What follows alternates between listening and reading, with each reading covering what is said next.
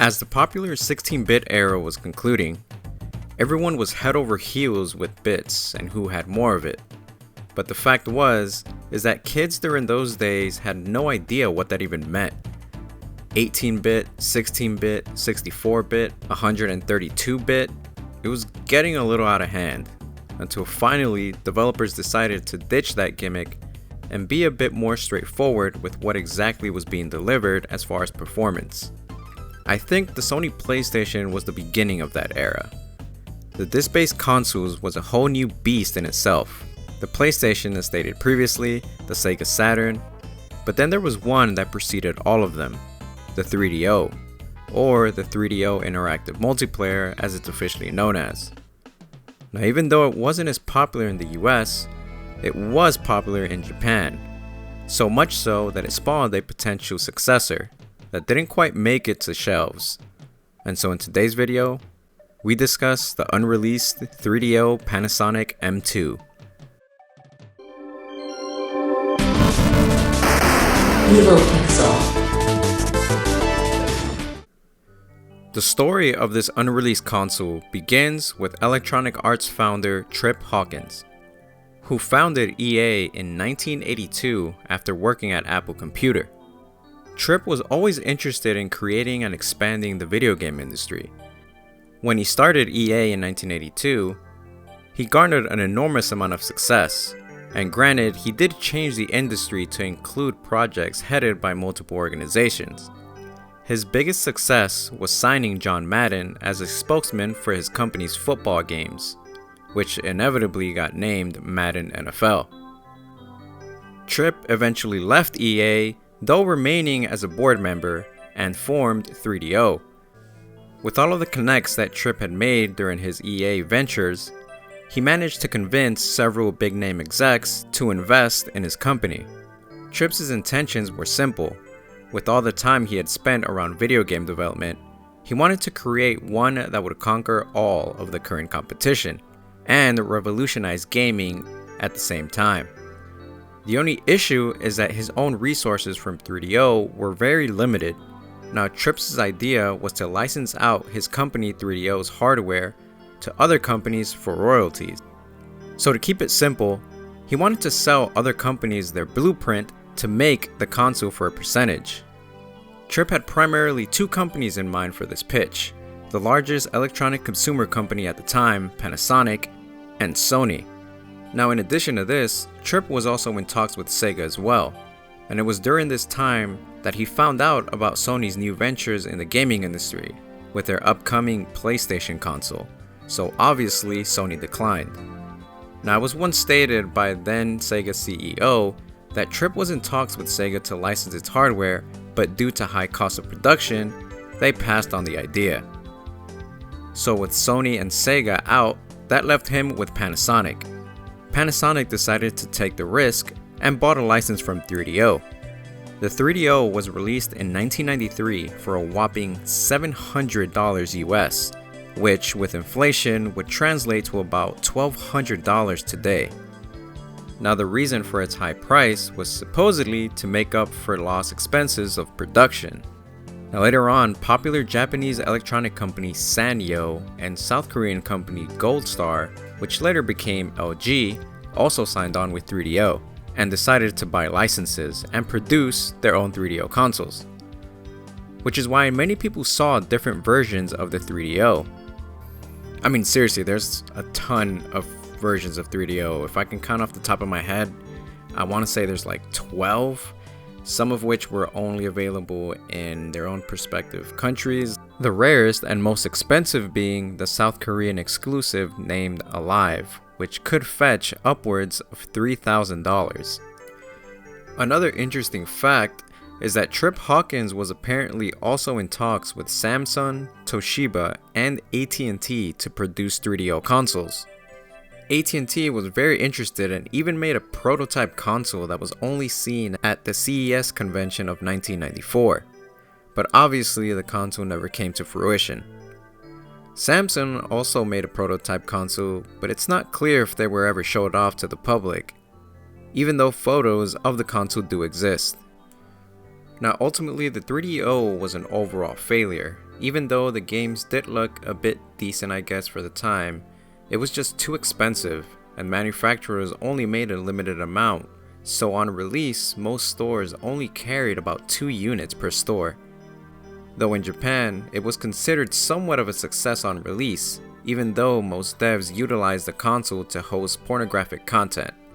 Don't believe me? Google it. Now, why am I telling you all of this?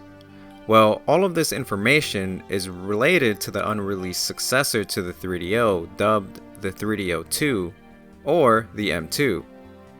This endeavor began with the 3DO's co-founder Dave Needle and R.G. Michael designing a peripheral processor chip for the 3DO to expand its capabilities. However, this peripheral became too complex, so eventually they decided to make it a standalone console in itself, to succeed the 3DO. This decision was ultimately made because the original 3DO was just too different to support the M2 processor.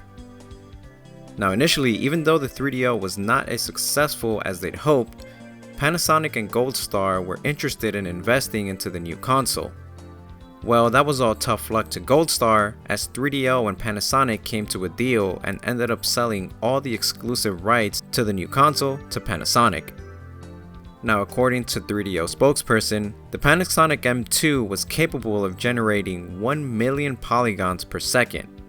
The press got a hold of all the hyped specs given to the new console, and even before its release, the media were giving the M2 review scores saying that it would be the most powerful console on the market. Now initially 4 games were planned and showed off to the public, which was Clay Fighters 2, Iron Blood, Descent, and an untitled racing game. Now the Sony PlayStation and Nintendo 64 released in 1995 and 1996 respectively. And as time went by, technology got better and better, and so did games. And it was during that time that both critics and developers at 3DO began realizing that maybe the M2 technology wasn't going to be as powerful as they'd hoped. In fact, many third-party developers started coming forward and saying that the Nintendo 64 was much more powerful than what Panasonic M2 was claiming. This ultimately was the nail in the coffin for the Panasonic M2. 3DO's strategy of securing third-party support began to dwindle, and eventually the Panasonic M2 began to get lost within the industry. 3DO wasn't present during the 1996 CES, and no release date or price was ever given. Now after months of silence and rumors surfacing, Panasonic cancelled the M2 mid-1997, even though the console was close to completion. Now in the end, it was admitted that the PlayStation and Nintendo 64 became enormous contenders in the console war, and the M2 was already behind. Trip Hawkins even stated, quote, "The M2 was a very powerful 64-bit design with a lot of RAM and big disk drive. Perhaps like the 3DO, it was slightly ahead of its time because of the component costs, but this is the design direction where the industry is headed." Now as for the system itself, there's a few prototypes of the Panasonic M2 in the wild. And fortunately for us, a few months ago, a YouTuber by the name of Video Game Esoterica posted a video of him restoring a prototype of the M2 system for a collector. Now it's a super interesting video and I highly suggest you go check it out. He really goes in depth and opens it up and reveals a lot of its specifications. He even goes as far as dumping the entire source code for the M2 and actually got some development demos to work. However, he has yet to be able to get it to boot or run any code, but it may be possible. It's all super interesting and he breaks it up in a series of videos. I'll put a link to his videos in the description below for those interested. Now, this is not to be confused with the development M2 kit that was also found and sold on eBay a few years ago. The only difference is that the development kit is a different version of the console and actually boots and plays a few demos. And it does not resemble the final product, but rather looks like a 1990s PC modem. However, this development kit appears to have boasted more features, such as a built-in DVD player, and had it been released, it would have preceded the PS2.